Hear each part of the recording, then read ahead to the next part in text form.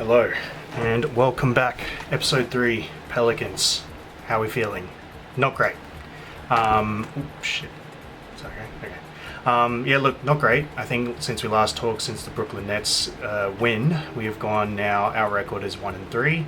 Huge win against the Grizzlies. That was yesterday. Today's the 25th, so big win. I'll talk about that a little bit, but quickly to recap, we're on a little 3-game losing streak. And I've taken some notes.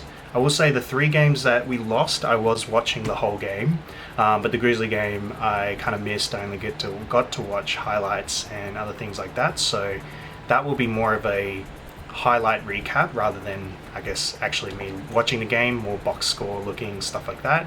But yeah, I thought I'd do a quick recap on some of the games, some of the things that I saw before I move on to trade rumors.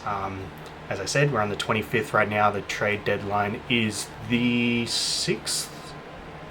The 5th of February. And so that only gives us about, 21 days off the top of my head till trade deadline. So I'll talk about that a little bit later. But right now I'll go through the games. So to start off with, after that Nets game, we versus Pacers.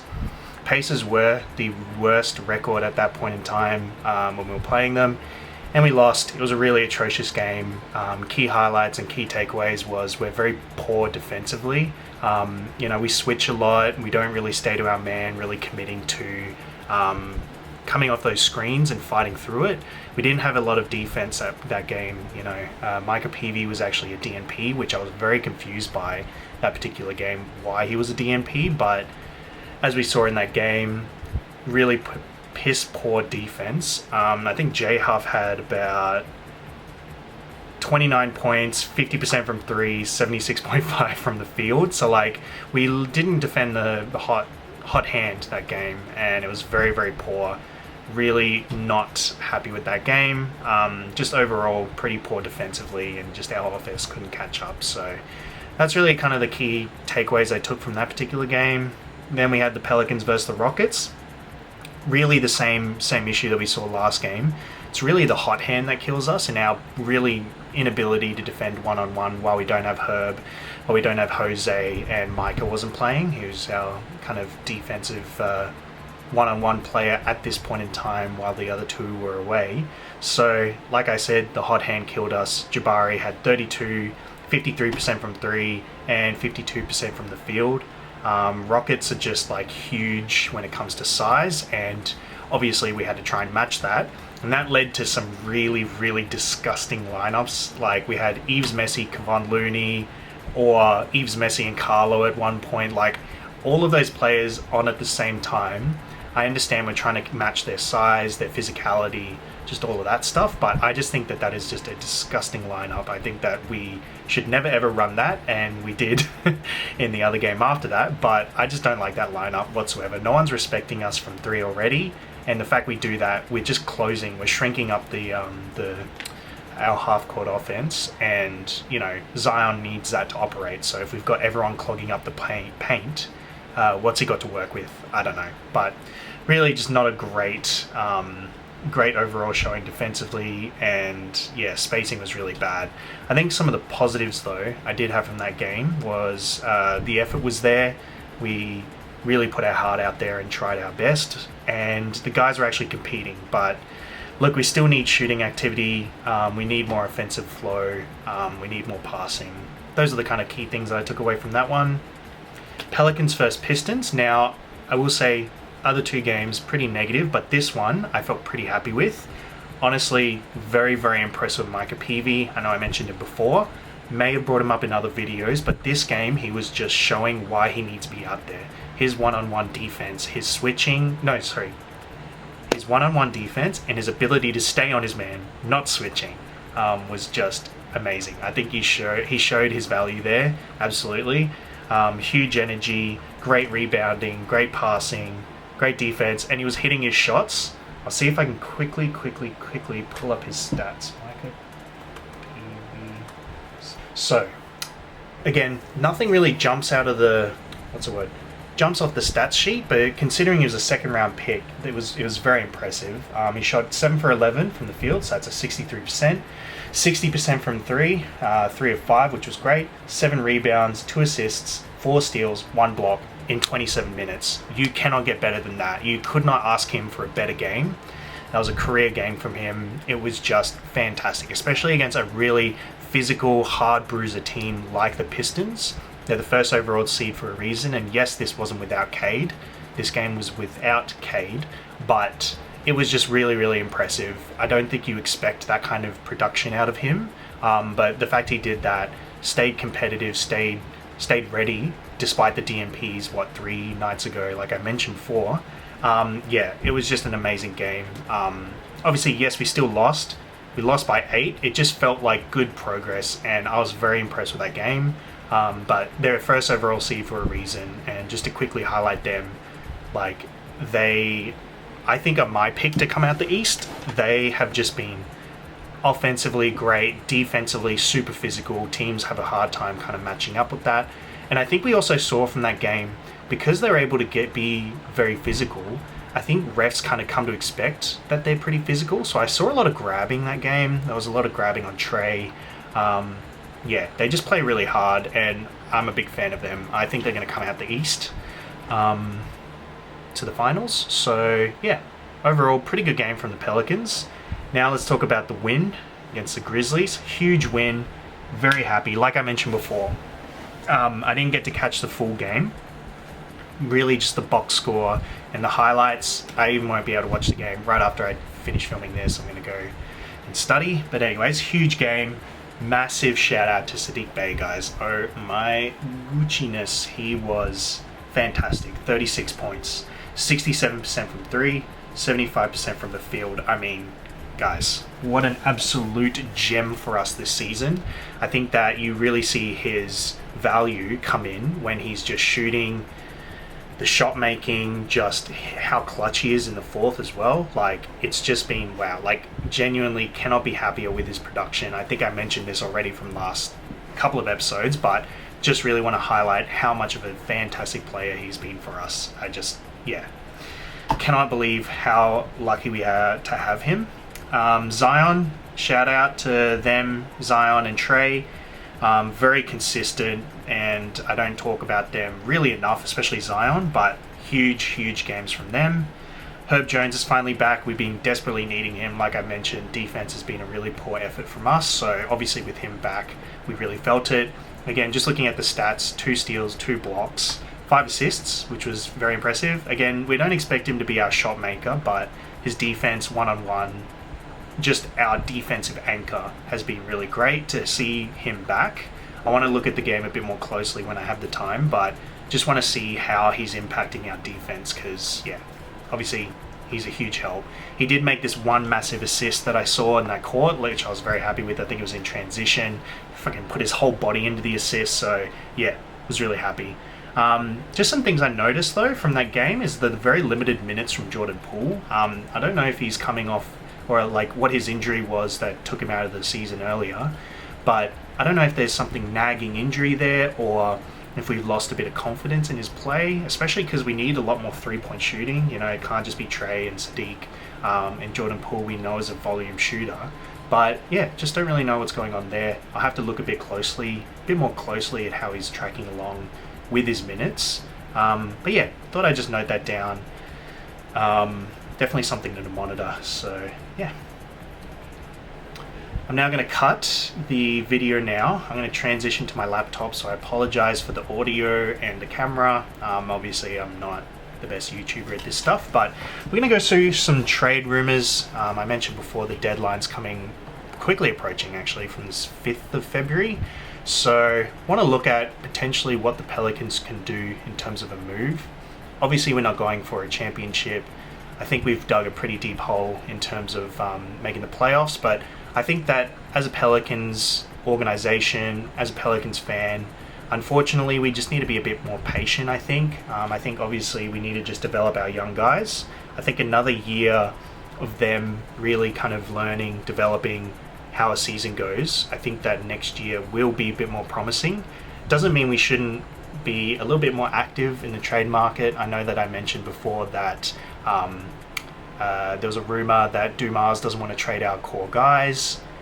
how I feel about it, I don't know, but I think that we can make some trades around the edges to kind of follow that timeline of a bit more development, a bit more shot making, creation. I think we can kind of make some trades around the sides. So I'm going to have a look at the trade rumors, see what's out there. I don't think I'm going to draft anything out myself. I'm not very smart when it comes to cap, when it comes to making the money match. Does it make sense for the other team? I like, there's more professional people out there to do that. So I'm just going to have a quick look, and I'm going to transition now. Hello. You're going to have to excuse the camera work on this recording when I switch to the laptop, and it gets especially laggy and then it cuts off randomly. So I'll do a little outro at the end, but again, please bear with me. I'm not very good at this YouTube thing, obviously. But yeah, we'll talk about some of the trade deadline moves that Pelicans may make and all of that good stuff now. Alrighty, hello. Hopefully this is working. This is my laptop camera now, so we're going to look at some of the trades, like I mentioned, trade deadline quickly approaching. We're going to look at some of the rumors, see what we're happy with, see what we're not, and hopefully we will see an actual move before the deadline. Do I actually expect one? Yes, I will say I do. Some of these I'm pretty happy with, some of these probably not, but getting it out of the way, I don't think we're going to get a hold of Giannis. I don't think we have the assets. I don't think we have the picks that would make sense, and Giannis coming over don't think would be great. AD potentially. I know that the reason that the Mavs are thinking of moving him because he ultimately wants that extension, and I just don't think the Pelicans should offer that. Now they may, but I don't think we should. It would be a nice story for AD to finish his career with the Pelicans, just kind of where it started off to where it finished, but I just don't love it, especially where we're at in terms of our rebuild and all that kind of stuff. So you'll see here one of the big central pieces is Yves Messi. Now, I personally don't want to see him leave the Pelicans, but I do think it makes sense. I think that with us picking DQ, he's rightfully earned the starting point. And Yves is still relatively young in his career, I think he's a second year with us now. And I think that what he offers is quite valuable to teams. I think that for Yves' sake, I think I would like to see him on another team. I think that there's a lot more security, a lot more opportunity, especially at that starting position. I think for us, he'll probably be at best a off-the-bench energy guy.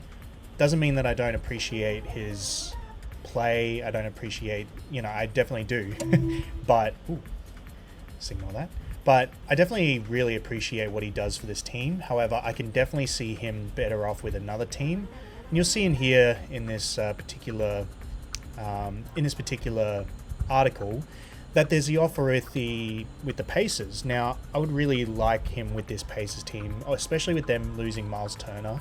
I think that he has that opportunity to be that rim protector that can catch the lob, especially for a guy like Tyrese. I think that they desperately needed that last year, someone that could rim run, someone that can kind of pick and roll, and I think that Yves is that high energy guy that they could be looking for.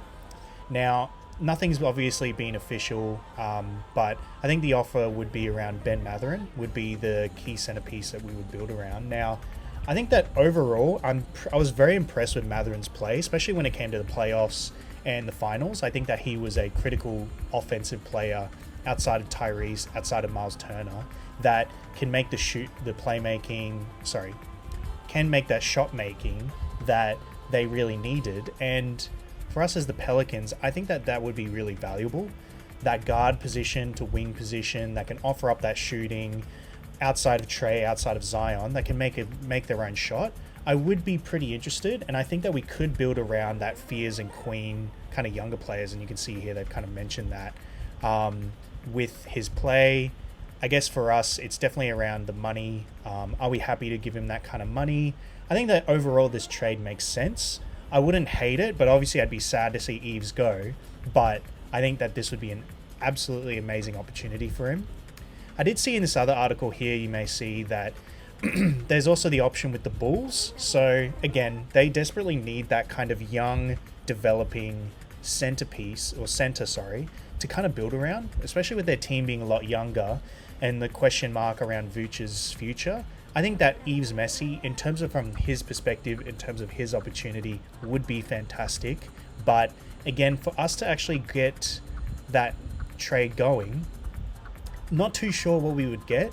I have seen the trades around Vooch, and like we are in such a hole that it's like, do we actually want a Vooch kind of player? I think that he does fit around Zion, but I feel like we're in this stage right now where we need to rebuild, and trading center for center, I would prefer to keep DQ at the centerpiece and then build around that. I think that our needs is, like I mentioned with the Ben Mathurin, point guard play, wing play. I think outside of Trey and Zion would be critical, especially that shooting. Vooch does offer shooting, but I just feel more comfortable around DQ. Can they actually give up other pieces? I'm going to look at my notes here in terms of like, what else could they bring over? Unless, and they're not going to, but unless we could somehow get Martas Buzelis, I think his name is. But if we could somehow get him, I'd be pretty happy with that. But I just don't see it's likely. So I don't think Bulls is really a likely landing destination for us, but I would like him over there. So yeah. All right, Ja Morant.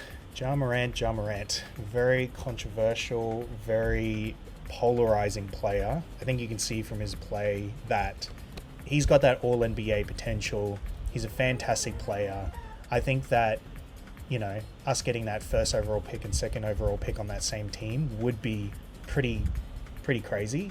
I think that with Ja Morant, it's a similar conversation that it is for Trae Young. You know, he's a very much a player who's at an all-time low in terms of his value. You know, obviously the relationship between him and Memphis is not great at this stage. But, you know, with him being at a market all-time low, it could be interesting for the Pelicans to potentially buy in. Now, what does that buy-in actually look like? I've seen somewhere in here it said that Ja Morant for a Zion financially trade would make sense, but from a Pelicans perspective, you definitely want to pair up Ja and Zion, and it's just a question of what is the package required to get a Ja Morant kind of player. And I think I saw in here $39.4 million, fair bit of money, and I think I saw down here somewhere, what do we need to acquire? It would be one of Murray, Poole, plus a Kevon Looney or Sadiq Bey to match Ja Morant's salary, and then they'd also definitely ask for draft capital. I think in terms of a price point, obviously we haven't seen DeJounte really play, and it would be a shame to see him go without actually proper getting a full healthy season.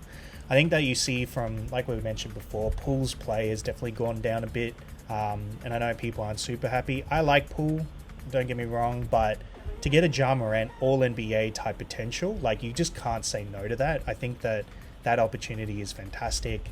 Kevon Looney, like, again, hasn't had too much play for us at this point. And Sadiq Bey, obviously I'll be very upset if we had to get rid of Sadiq. I think if we can keep him, fantastic. For a Ja Morant, healthy Ja Morant season, I could see it making sense. Now, in terms of the actual fit, yes, this is a actual like upgrade if we can keep the center core around Ja, Zion, and Trey. I think the problem for me, and I think you'll see it in this article as well as everything, is that Ja is injury prone, Zion's injury prone, and we've had some seasons now where Trey can get injured. So it doesn't really excite me to trade in knowing that we've got someone that's, you know, can be injured. However, it is unbelievably exciting, that potential of that fit between Ja and Zion. I think that we see from Ja with good teams that they can make a playoff push. I think at this point, trading for him, obviously this season I think is a write-off, but what does it mean for the future? I think that we have very strong talent, very strong potential to continue building around that kind of core, but I don't know. It's a bit of a question mark. Like, again, I wouldn't hate it. It would just be different, and I'm interested to see what everyone else thinks, but I would not hate it in terms of that move, in terms of what we have to give up to match Morant's salary. In terms of draft, like sending over draft picks, I'm not keen on it, and we know that Dumas doesn't mind trading his picks, as depressing it as it is. But look, it is the same risk that we see that he has with the Grizzlies uniform, but now in a Pelicans uniform. So I don't know. have to see what comes out. I guess it's just overall assuming health that realistically doesn't feel great. Jose Alvarado, I think, was the next article that I seen. He's been linked to a couple of teams that have been interested in him. So we've got the Knicks, the Rockets, and the Pistons. From a fit point, I love all of these locations for Jose. From a Pelican standpoint, sorry, let me just close my Steam. How professional. Hang on. I can't close it, whatever. So, looking at Jose Alvarado, Rockets, Knicks, Pistons, I'm happy for all of these locations. From a player perspective for Jose, I think that what he offers them is that 3-point, that grittiness on defense. I think that he is a key role player that a lot of teams would love because the Pelicans, we love him so much. Obviously, I'd be pretty sad to see him go. You know, fantastic player, fantastic energy guy, locker room guy, really important to us. But I think that if we were to make a move centered around Jose to these kind of locations, I think that the Knicks don't really offer us anything that would be useful. I think that the pick wouldn't be great. Obviously, they're a very competitive team and they're not going to be anywhere near the bottom anytime soon, unless we could center it around like a cat trade, because I did see he's been rumored a bit, but Knicks, probably not anything that would be good from a Pelican standpoint. Even though we are in our rebuild, I wouldn't be stoked with that. The Rockets, again, I think that they desperately need point guard play. I think Arman's been great, but it would be good if they could get that shooter, that experience, and I think that would work with the Rockets. Again, a piece that they could give up, not super stoked about it. I don't think there's too much, and even from a pick perspective, it's probably not super valuable. So yeah, we'll see. Detroit Pistons. The Pistons is one that I think is pretty interesting because I'm thinking about, and I'm not looking contractually, so someone else can figure it out, but I am interested around Jaden Ivey. Like I mentioned before, we lost to the Pistons before. I think Ivey did play that game, but overall I've been kind of keeping an eye out for the Pistons. I think his play is interesting because I don't think he fits the Pistons play necessarily right now. I think he dealt with an injury and came back after their deep playoff push last year. I think that Ivy could be an interesting piece to kind of build around with our young core. I think that he's got that potential to have that playmaking, that shooting, that I am interested in. So I think he could be an interesting piece if there was like a trade structured around those two, as Jose and Jaden Ivey. But I don't know. We have to see. I think it'd be interesting. So that's one. And then what do we got here? Yeah, we looked at Jose, we looked at Eves. Sadiq Bey's been really valuable, and I can see a lot of people wanting him, but again, I'm not super stoked, and I think we would want to give up a first-round pick. We would want to get a first-round pick in exchange for Sadiq, but I just don't see the market really moving. Maybe like an OKC could be interested, but again, they're pretty good right now. Like, I know they need shooting, and Sadiq could offer that, but I don't know. I don't think they'll do it. And then one of the other ones, we got Herb Jones as a Lakers target. Now, again, as from me, as a Pelicans fan, I don't think that this trade would be great. I don't think that Lakers would give up anything that would be of value to us, unless they were willing to trade that pick. But if Luka got traded for one pick, then fuck knows Herb Jones isn't getting traded for a pick, unless they're just absolutely stupid, because that pick would be pretty valuable in my opinion. But Herb Jones is asking price. I don't think that they would give up anything that would be really interesting. However, again, as being a fan of Herb Jones, I think he would really shine in a location like the Lakers. You know that they desperately need defense. Their defense is horrible, horrible, horrible. And if anyone knows anything about JJ Redick, he loves defense. Hello, this is editor Ryan now. Don't know why it so abruptly ended there. And I tried filming again, and it literally is not letting me film anymore. So do apologize for the very abrupt finish, but thanks again for watching this video. I don't think that ultimately the Pelicans will make a move, but we'll see. I think that more than anything, they may make a move around the edges, but I'm interested to see what happens, all to say the least. But thanks again for watching this video. Really appreciate it. Thanks for bearing with me and my terrible video making skills. We'll try and keep at it and keep getting better. So we'll see how we go. Thank you very much. Have a good day. Bye now.